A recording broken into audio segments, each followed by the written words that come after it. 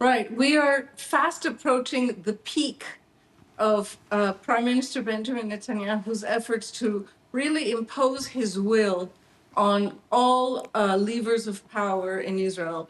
And this is another step.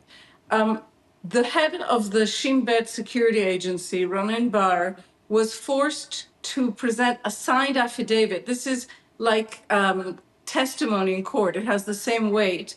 He was forced to present this affidavit because Netanyahu attempted to fire him last month, not using the normal procedures for getting rid of an independent agency head.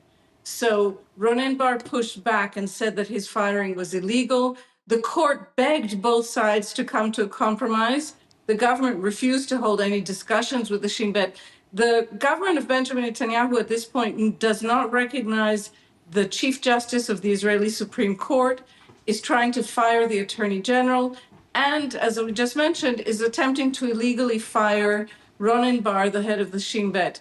He presented the court with his full affidavit yesterday, and it's a bombshell. There are about 10 pages of public information, and then 31 evidentiary pages, which are kept from the public, which are classified. But in the public part, he outlines a series of overtly illegal orders he received from the Prime Minister, ranging from orders to tap the phones of protest leaders, of Israeli citizens, to try and get him off from testifying in his own trial using security excuses, a very long list. And he presents evidence. So Israel is now on tenterhooks, waiting to see whether or not the Prime Minister will present his counter affidavit as he is expected to and as he should do. Noga, it's unprecedented is a much overused word, but I can't imagine that anything like this has ever been seen before in Israel. Nothing like this has been seen in Israel, and nothing close to this has been seen in Israel. And you see that on the one hand, the images we're seeing on the screen, there are vast protests in Israel against Netanyahu's moves and against the ongoing war.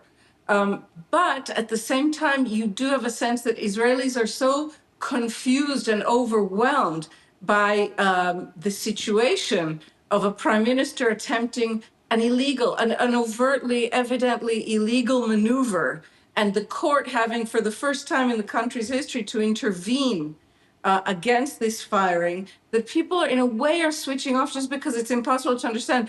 I want to emphasize that there is a connection here to the war, whose desperate images which we were seeing before. One of the other accusations made by Ronen Bar, all of these accusations are apparently backed up by evidence. We have not heard any clear repudiation or denial from the Prime Minister's office that has merely issued a series of, statements basically saying it's all lies without specifics.